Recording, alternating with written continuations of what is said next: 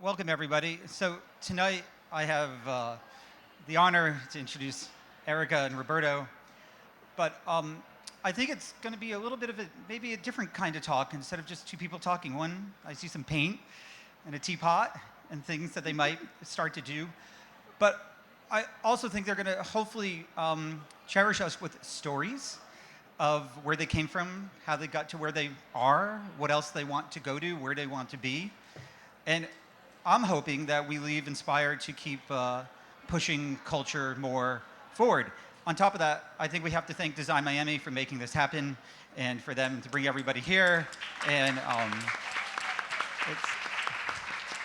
it's also great that Theaster did quite a nice setup for the talks this year, which is also appreciated. But I'm really hoping that no matter what, culture always wins. And tonight we get to deal with culture that everybody is here for a reason of something that you like. And that's like a really important thing and something that we should all cherish more. And I hope all of us can go back out there and put better culture out there for everyone else to do better things. So, to no further ado, take it away. All right, everybody. So the title of this talk is Eyrkah Badu and Roberto Lugo on Kintsugi. And Kintsugi is a traditional Japanese tradition of repairing ceramics with gold. And the purpose for that is to show the value of the ceramic object, how these objects are revered by the users, and how the act of drinking tea, for example, with a tea bowl. One of the things that I thought was really important was to introduce that, to talk a little bit about some of the themes that we were really interested in when we were thinking about how to engage in this conversation. So for me, the idea of restoration, I think about how communities of color have been marginalized and how our work plays a role in repair. And so I wanted to just bring that to light for you, and maybe you can share a few thoughts on that. Yeah. Um, Thank you for inviting me, Roberto. You're welcome. I've been a long fan of Roberto's work. I was first introduced to him maybe 2016 or 17 when my cousin and partner sent me his IG and said, "Look at this guy." And it was more than art. It was something else. Yeah. I'd never seen anything quite like it. And I just fell in love with it instantly. And we kind of kept in touch, and here we are. Yep. I guess the art of repair is what our lives are about,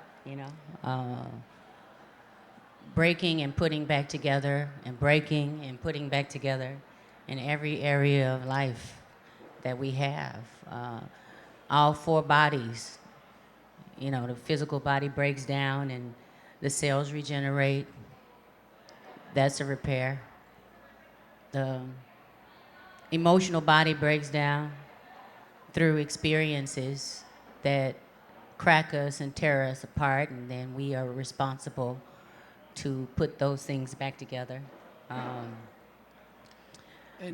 Yeah, all of the bodies, basically. I wonder if one of the things I also wonder if we're sort of as communities of color, we're often sort of required to do extra work, like repairing our communities, Sure. like having to go back and do these things, and it's an extra burden to do as an artist. And one of the things that I see you do for me that's really inspiring is you've expanded the breadth of hip hop in terms of what people think. And one of the ways that I articulate this is when KRS-One talks about all the different elements of hip hop, whether it's breakdancing, graffiti. It's not just actual music, and you do that with your dress, with your style, with your music. And so I'd love to hear a little bit more about that element for you, like how you think about expanding sort of the dialogue that already exists, and how you do that with your work. I guess in every aspect of my life and my work, I see it all as art. in some kind of way, creating, breaking. I start with a lump of clay sometimes and carve away, and then the art is under it. Or I'll start minimal and just build on until it's too heavy to even hold. Um, so that's with fashion, that's with music, that's with cooking, uh, raising children, any form of healing art. It's all the same thing. It's each piece of art is treated as its own experience in its own span of time. Yeah. Yeah. Well, one of the things that I think is really important in all of this is the idea of eclecticism, sort of um, these cultures, these things that we think of as being not connected to one another, and connecting them. And that's something that I'm really interested in doing in my work, which is, looking at historical connections, like how kente cloth can exist next to graffiti, it can exist next to Chinese pottery. And that's one of the things that we've been in dialogue with, which is like thinking about, creating an object that has this blue and white porcelain and this history to it. So I have this teapot here, and I thought that maybe we'd start to, do some decoration on it if you're interested in it. Sure. So you can so basically this material that we have here is called underglaze. You can actually bring it closer to you. I have a lid over here, so we can bring it closer to you. Okay. So it's easier. And Okay. this material is something that we put on, and we put a clear glaze over it. And so you can see all of your decoration through it. And the blue and white traditionally is done with a cobalt decoration. So we're actually doing something very traditional in this process right now. Okay. So What are the instructions?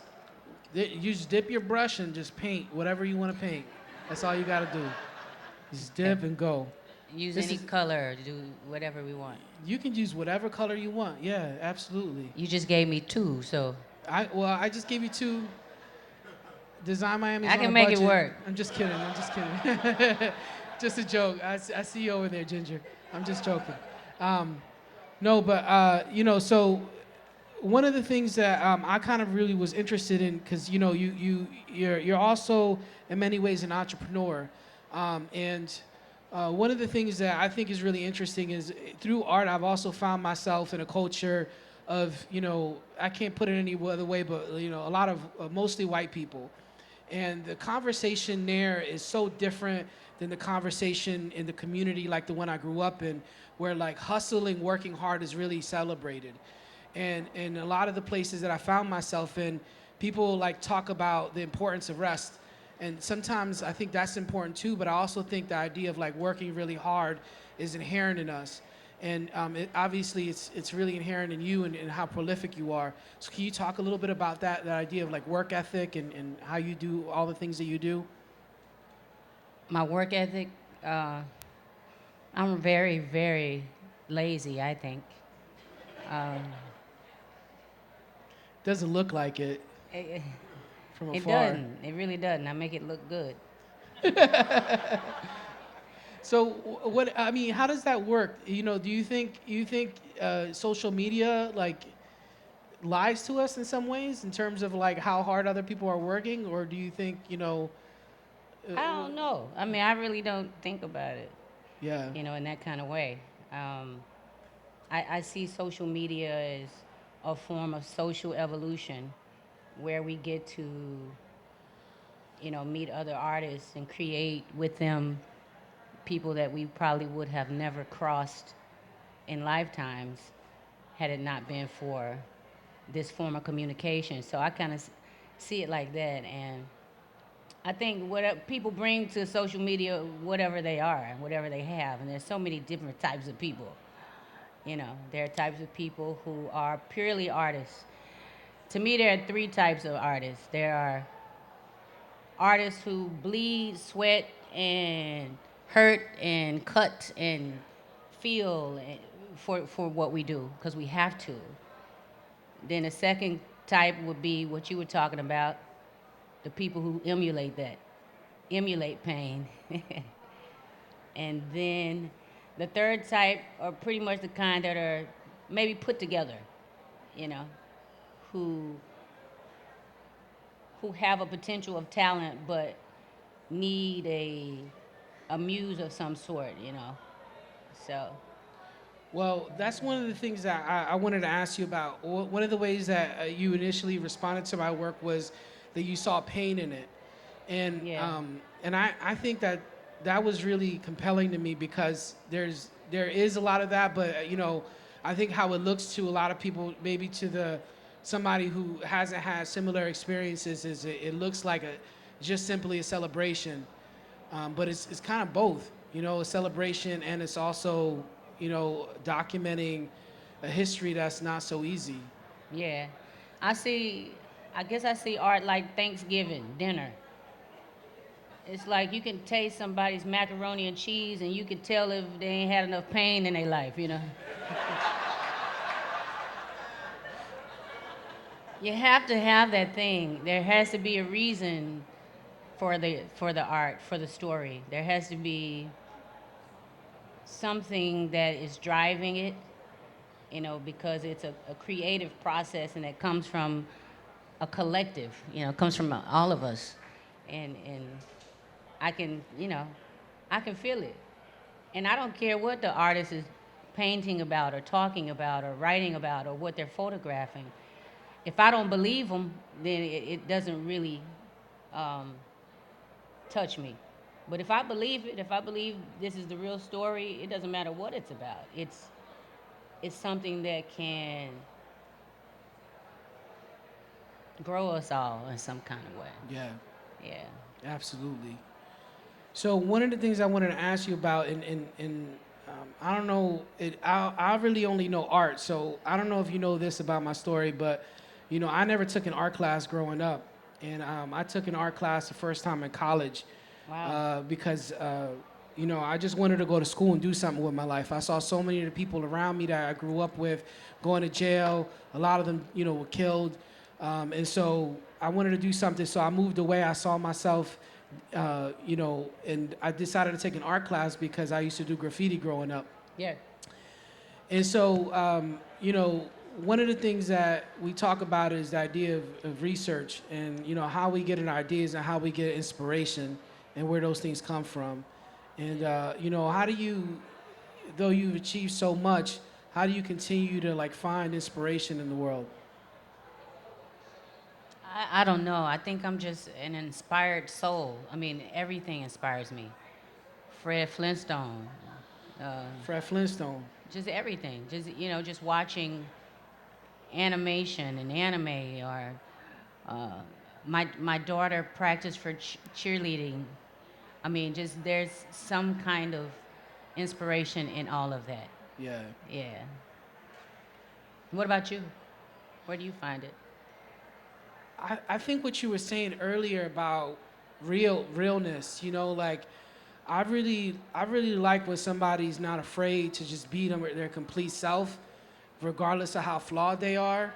Yeah. Because I think the more I can see flaws in somebody, the more I recognize that they're being authentic, and that's really important to me. That makes me feel like I can be my true self. Yeah. And it's so hard to do that because like nowadays I feel like everybody's waiting for you to make a mistake, and that's I think the negative about social media is it can come back to the one mistake you make, everybody knows about it. You don't have, there's no chance for you to reconcile those things, and I find that that's especially true in places like where I grew up, where like when people come out of jail, for example, it's so hard for them to get a job. It's so hard for them to find a home, for them to be reconciled into the community. And so when I find people that are real, then I'm not afraid anymore. You know what I mean? Yeah. It kind of gives you permission. There's a poem that Yeah. talks about that. So Yeah. do you want to maybe get some questions from the people that are here? Sure. That'd be great. Yeah. Okay. Do Is we have there a a- microphone? Yeah. I like how you talk. I like how the words come out your mouth. I like how your mouth moves. Like Thank you. it's very beautiful. Thank you. Yeah. Okay, so thank you so much for the opportunity. My question is, what is the biggest challenge between being a CEO and artist? What is the here. biggest challenge with being a CEO and an artist? CEO? A CEO? Yes, indeed. CEO Yes, indeed. and an artist? Uh, biggest challenge of that is, I mean, I can answer I that don't for know. my business. Okay. I think my biggest challenge is that there's so many things that I'm not gifted at, that I think it makes itself obvious and apparent as I keep working, and I find people and I build my community with all the things that I lack. So, the biggest challenge is like accepting those things that, I have deficits in, and being humble enough to be able to ask for help. Challenge for me, letting other people do their jobs, that help you. They want to help you, but I have all the ideas and I want to touch it. I want to turn the knob. I want to put my spirit on it. I want to do everything. So I guess it's the same, just being wise enough to know what you're good at and what you're not good at. That's probably the challenge for artists, because our process is creating something. And sometimes we may think we can create anything, if we do one thing well. Yeah. But it's not always the case. Yeah. And I just wanted to say that pretty miss your vocal with Bonobo. So waiting for some new features eventually. What'd you say? I say that missing your vocal with Bonobo. Bono? Bonobo. Bonobo. Burner. Yeah. Yes. Bonobo. Yeah. Oh yeah, yeah. From Europe. Yeah, from London. Yeah. Yeah. What about it? No, because just was in the concert of him last week, and there was pretty lack of good vocal there. Oh yeah, he's good. Yeah, but he's amazing apart Oh, from yeah. singers or What's your name? Nina. Nice to meet you. Nice to meet Yeah. you. Yeah, I think vulnerability is really complicated because it asks the person who's being vulnerable to make all the sacrifices, to put everything out there, and everybody else gets to witness it and do with it what they want. And so I think vulnerability is really special, but at the same time, it's a lot to ask of other people to be vulnerable Or responsible. or responsible. Yeah. Yeah. How do you navigate being an artist in a capitalist society where it's you have to worry about selling the art, but you also want it to be art? Do you think living in a capitalist world hinders your art ever?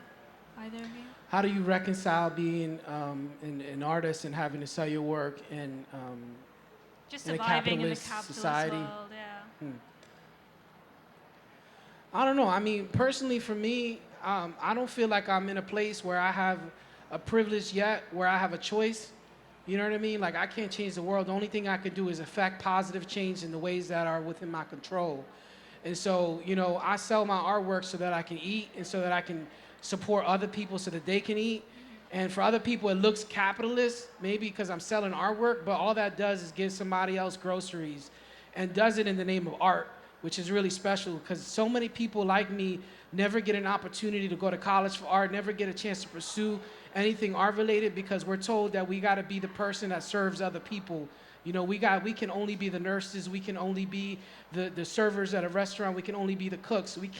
We're not allowed to be the chef, we're not allowed to be the singer, we're not allowed to be the potter.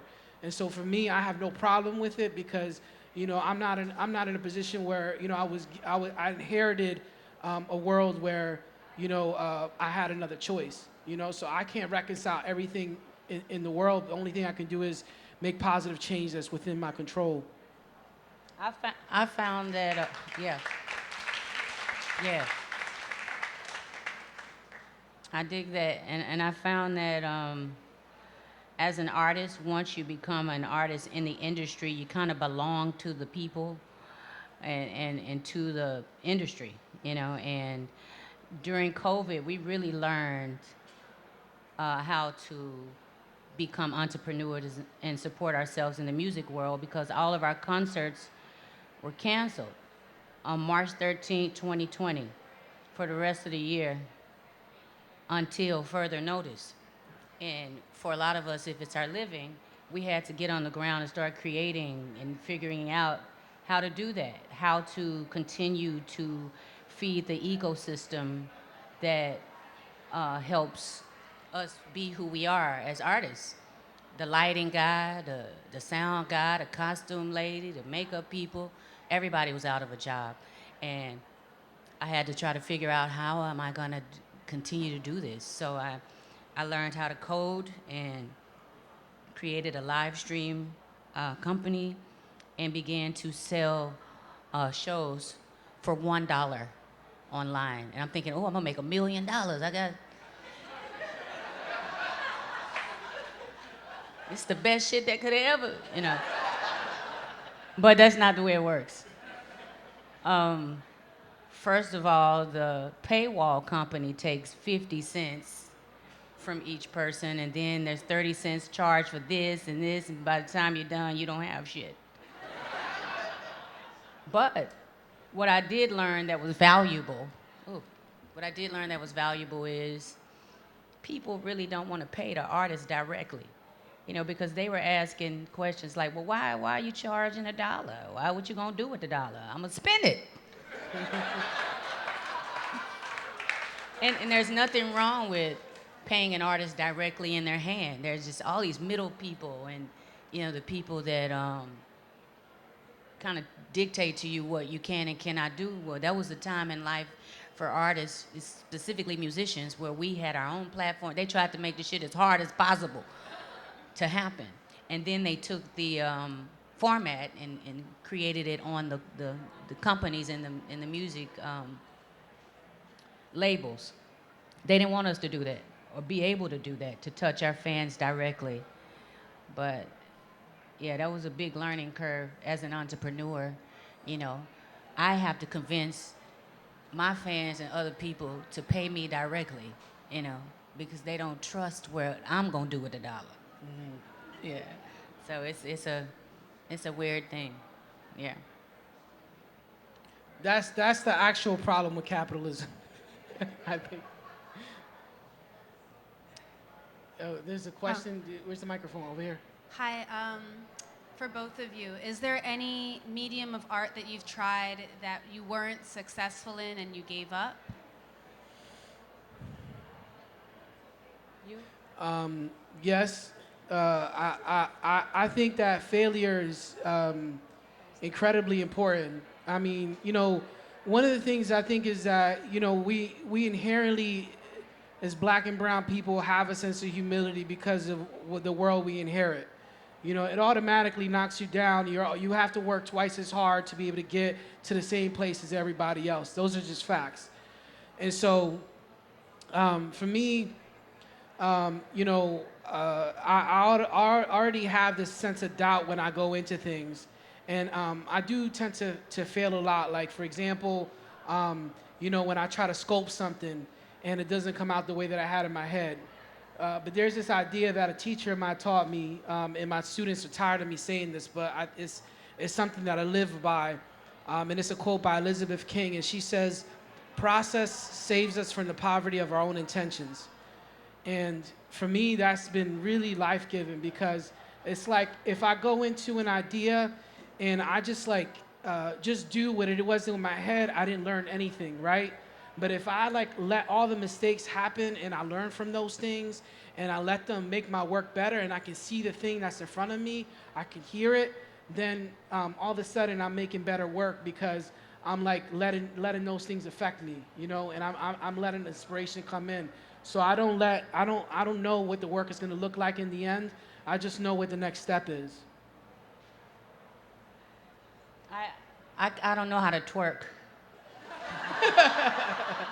Me neither. I've tried and tried and tried and tried, pumped and pushed and pushed and pumped.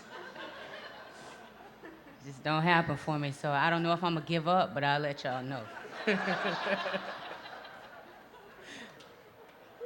It's an art to it. It takes a talent, I'm telling you. Yeah, it does.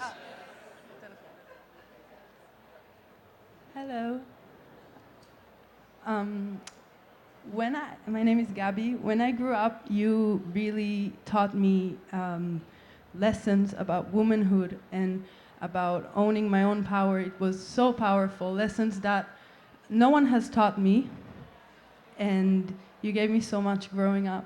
And now I moved to New York, and I come with my vulnerability and innocence and openness, and I feel like a lot of people have used that, and I would really appreciate to have any advice from you about being a young woman or a woman in general in this world, in this jungle. Yeah, and I also have a gift for you. I didn't know I was a woman until somebody said some shit like that to me. And it's a beautiful thing to be, but I just really thought that my talent and intelligence was enough to compete in the arena.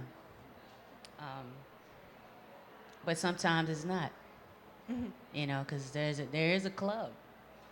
There's a club. It's a dick club. You either have to have one or know how to suck one. And I don't have that talent either. So I would say to you as a young woman and a young artist,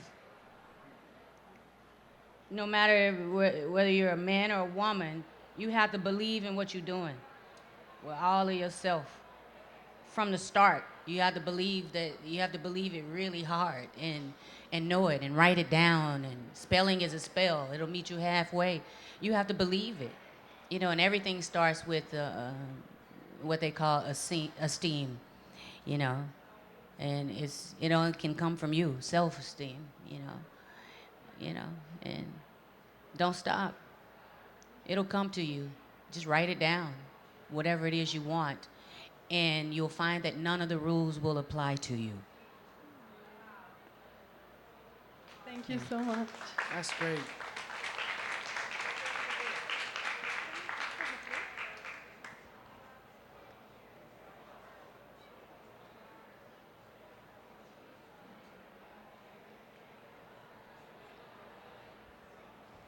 Hi, first of all, I am a very big fan of both of you.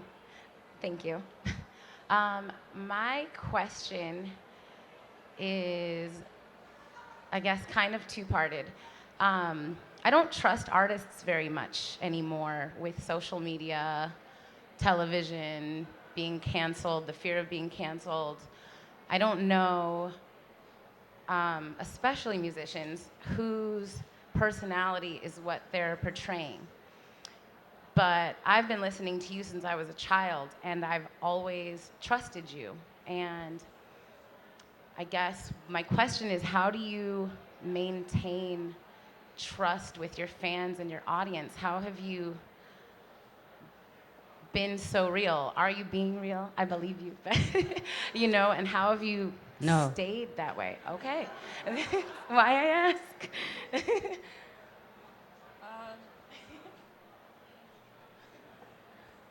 Well, I hope that after today that your trust in yourself is not teetering on trusting someone else.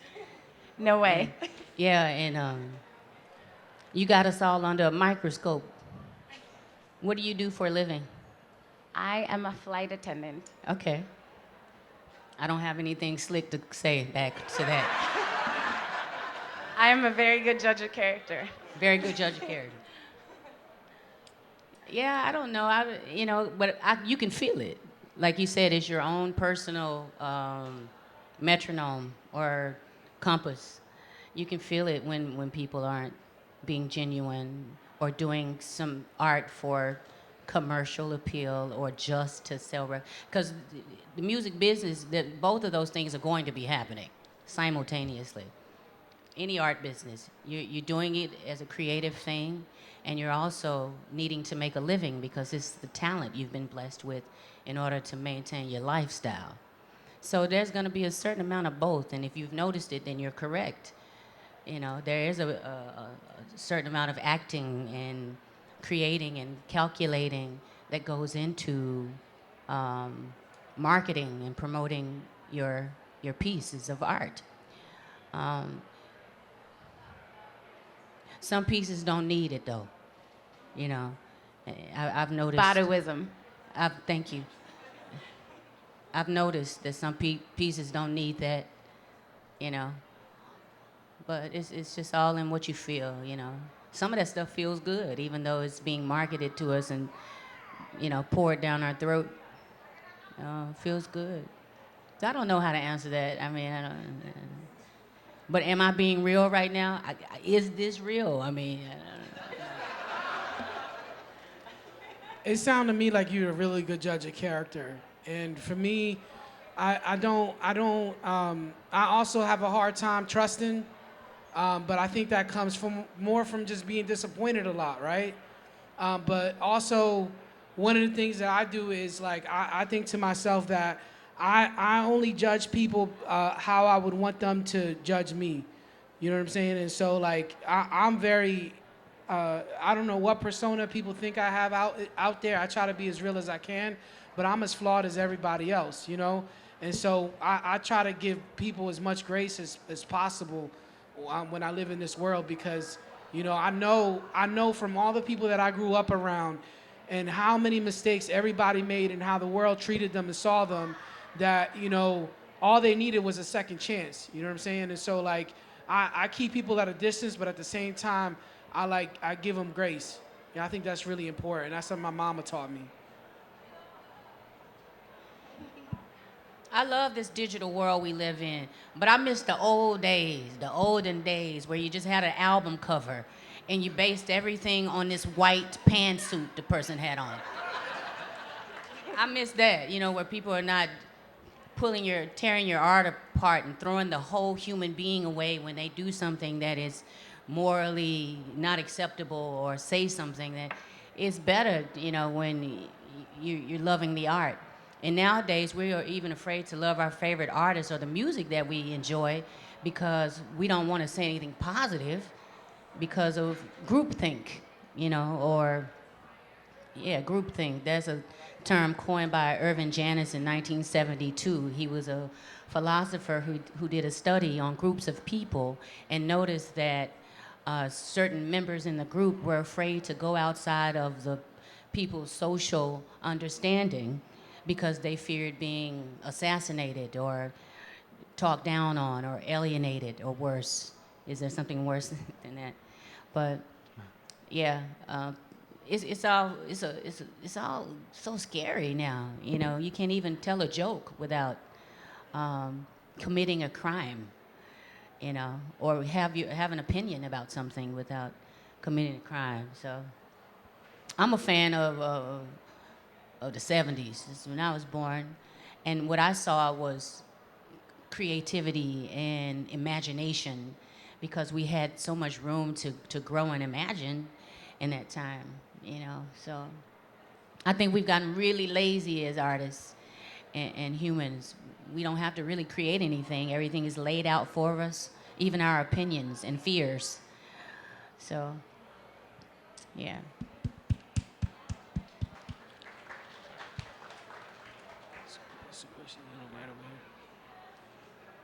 Hi. Just to build off of what you guys were saying a little bit, I do want to say that as an artist. Oh, sorry. Can you guys hear me clearly?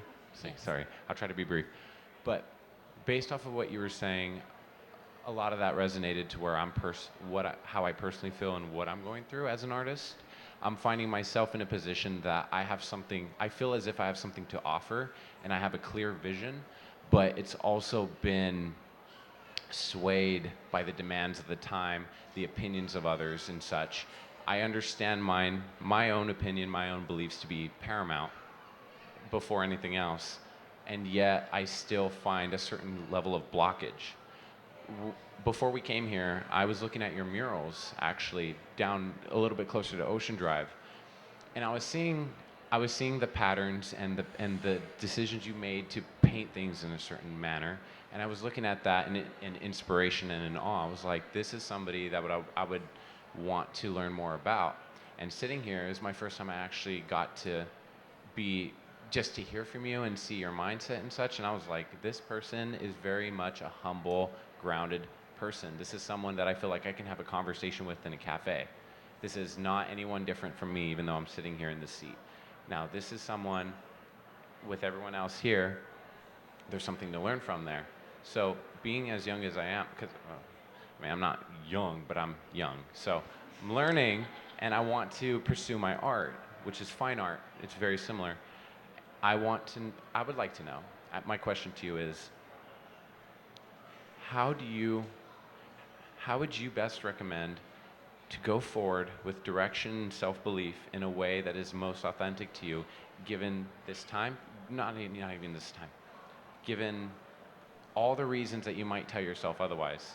I feel you. So, my answer to that is, one of the things is humility can look like a lot of things, but in reality, it's also I also am a person who struggles with a lot of depression. I'm a person who struggles with a lot of self-doubt. Thinking I'm an inferior human being is something that I struggle with a lot, and that comes from a lot of traumas in my life. And so one of the ways that I've dealt with that is sometimes when I can't believe in myself, I believe in the person that I'm trying to become. And I think that person will achieve great things. And so I keep fighting. Even when I don't believe in myself, I keep fighting for that person. And I believe in that person. Yeah. And so even these moments where I don't think Roberto Lugo deserves it, I think the person that's affecting people and creating positive contributions to the world does. And so it's almost like I have to put myself outside of my body and continue to push for that person to be successful. And the one thing that I notice that people always warn you about, but you don't think will actually happen to you, is all the people that you care for, people that you think are all your supporters, are the people that are going to give you the most doubt. They're going to be the ones who tell you not to do that thing. They're going to be the ones that make you feel insecure about your passions, make you think that you should calm down a little bit, that you shouldn't try to reach for that thing that you really want to do. But you can't listen to any of those people. You got to remember that the person that you are inspired by yourself, that person that you want to be, that person deserves this thing. And so don't let anybody hold you back from that. That's key. Yeah. And it sounds like a lot of platitudes. It sounds like shit you heard before, but it's things that you need to be reminded of all the time. That, no matter what self-doubt you have, it's not the way that other people see you, and it's not the way that you're actually affecting people. Like, from the little interaction that I have, I can tell you're going to make a positive contribution to the world. I can tell it. I can feel it. You can feel realness, right? So my point is that, like, if you self-doubt yourself, that's okay, but you don't stop going. You know what I'm saying? Thank you both so much. There's a question for Roberto. How do you choose your subjects? Obviously, we see Eyrkah here. We see other musical artists. We see the graffiti and the water towers. How do you think about the work you're going to make? So I only think about the thing that is right in front of me at the moment. So a lot of times I'll sit down and I'll just say, I'm going to work on some vases today. I'm going to work on some teapots today. And I don't think if a person is even going to go on it, but then when I do this thing, I had this feeling. And it was a crazy moment. I had this really crazy moment. This piece this piece is here. There's actually a piece that's on display at the Metropolitan Museum of Art. And I had this moment where I said, if I get one chance to be at the Met, I have to do the portrait I have to do. There's nobody else that I could do other than Harriet Tubman. Had to be Harriet Tubman, right? And I had this space on the other side. And I said, who goes there? And I really wanted people to be able to see how expansive the contributions are of people of color, and how it's not just abolitionists and civil rights leaders. Those people are making huge contributions too, but it's also people like Eyrkah Badu who changed lives, who really influence people. You can just see it from the conversations we have here, how it gives people confidence and makes people feel like they can do anything in this world. Those people are really important. And so I put her on the other side, and you know what happened? A couple days later, I look on Instagram, and it was an image of you with a dress with Harriet Tubman on it. And isn't that fate? Isn't that crazy? Yeah. It's crazy how that works. Oh, yeah. But y'all got Eyrkah Badu here. Y'all got to have some good questions. There's a question right over here in the corner. Yeah, but I have one. Well, sorry, I have the microphone. But All right, I'll we'll give go it here. to you We'll go in to you 5 next, okay? minutes. I have no. I thought I had a question, but I forgot about it. So I'm just gonna say thank you. No, really, thank you because I mean, I come from Belgium, which is a long way. It was very long and very annoying as a flight. But I wanted to meet you guys for a long time now, and to see you here, it's kind of bringing a little bit of realness to the fair as well. So thank you for being here. That's the only thing I want to say. Thank you. Thank you. Well, I want that to be a real important point that you can take. I mean, like, regardless of what view people have of art fairs, you hear how people knock things down all the time, right? And like when I'm participating in things, I get scared of being in line with those things, right? Like a capitalist, place where you're selling your artwork, right? But regardless of where you put yourself in life, you can create change to mix shit up. You know what I'm saying? And to do things like have my conversation, be with Eyrkah Badu, and bring it to y'all. You know what I mean? And this is going to be recorded, and it's going to be echoed to other people. And so, regardless of what field you're in, even if you're not an artist, you can really impact positive change if you take your lived experience and you use it to create that. Awesome. So coming out of the pandemic, right, I think we all learned a lot. And Eyrkah, you talked about just trying to have to shift, right, and pivot into a new space. We're all in a new space. What excites you the most about this, being in this new space where a lot of us never even fathomed we would be? What is exciting you about new opportunities today? The new space that I'm feeling is very cosmic. There are lots of shifts happening right here in our lifetime while we are alive on the planet. Cosmically, different things are happening, and we mimic those things. We're at a great time of creativity and honesty and self-examination and dealing with traumas, really dealing with them and really being willing to break those generational curses and those kinds of things. That dealing with ourselves is where we are, and that's very difficult. I found that people are going through these internal struggles, which manifest great art. But we are all here together trying to figure out, how to heal, because life is the process of healing after healing. And just like the art of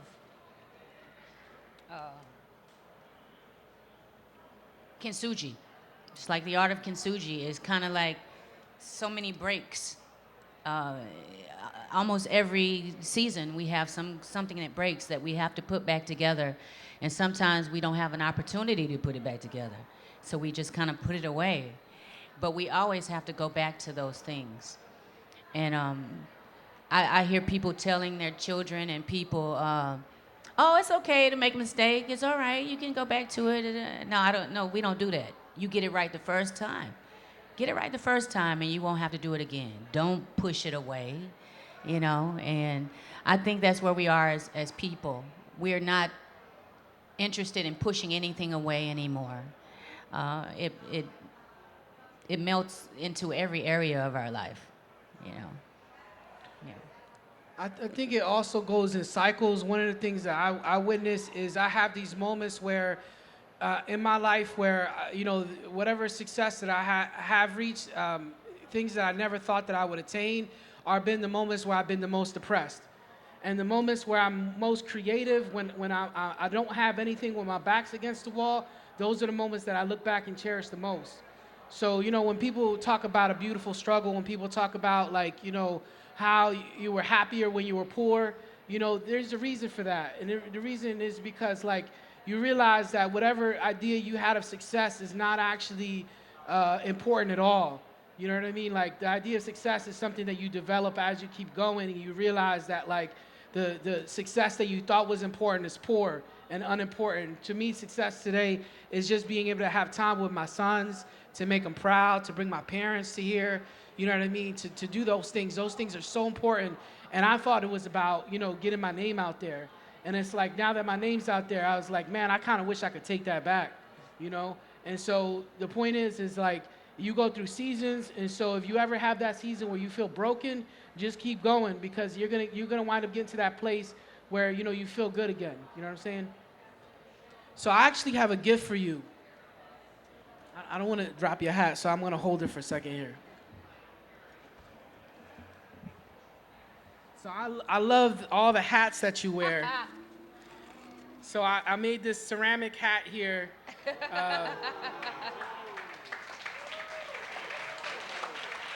I don't expect you to take it with you now. We'll get it. We'll ship it to you so you don't have to carry it around. But it's specially made for you. And I hope you see how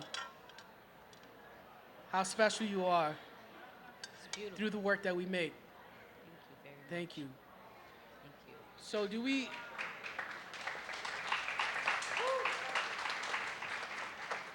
I think.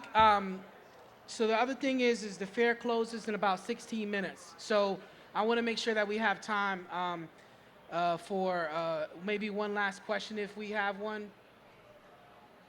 Maybe two. Two questions. Okay, we're gonna have two questions. One more. Okay, one more question. Sorry. Make it a good one, please. Hi. No pressure. I'm going to try. I love you both. You're amazing. I think the thing that I always wonder about artists is how you deal. I imagine you feel vulnerable before you're putting a piece out. There's vulnerability because it's your art.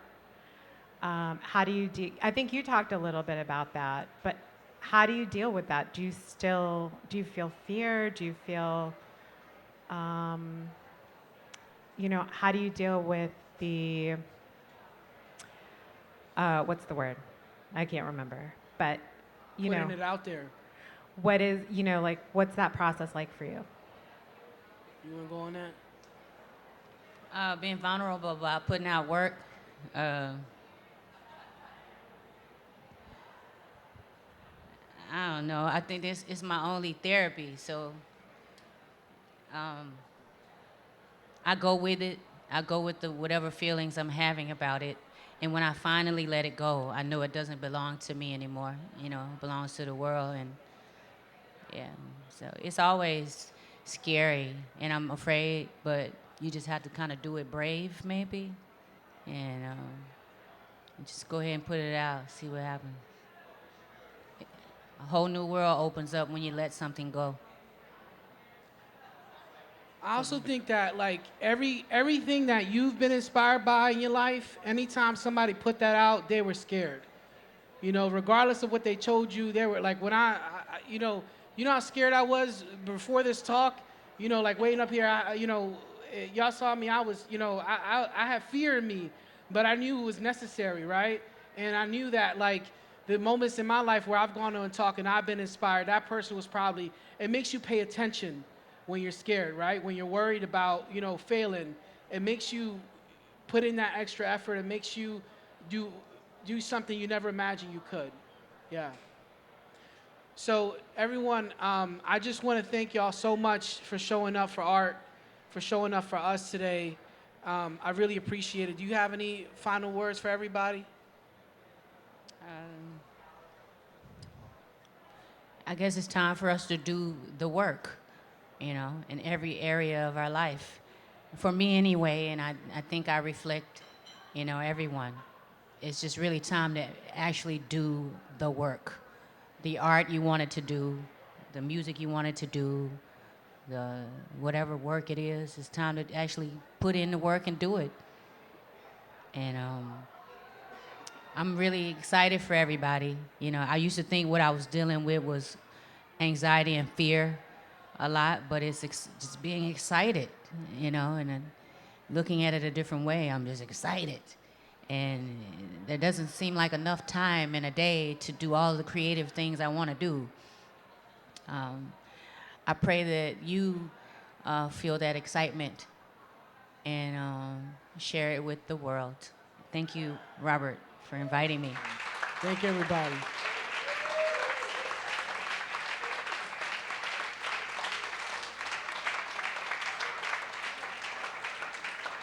Really, really humble dude. beautiful human being. I just wanted to say that out loud. Thank you. I appreciate you, and I don't take you for granted at all.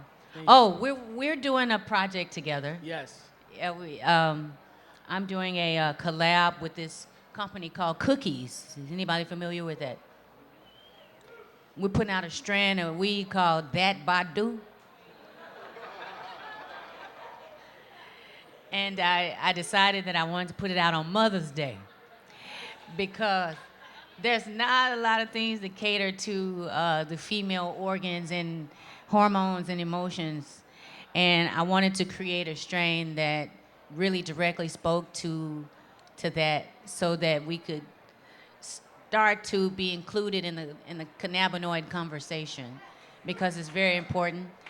And yeah, I'm excited. He is doing some really beautiful art pieces, some bongs, beautiful bongs with little trays that go with them that we'll be offering. And we'll probably travel around to different museums because we also plan to do a life-size version of this bong. I don't know if you guys are familiar with this human being's work, but please get familiar with it. It's really amazing, and I'm honored to be in your space. Thank you so Thank you. much. That means a lot to me. Thank you.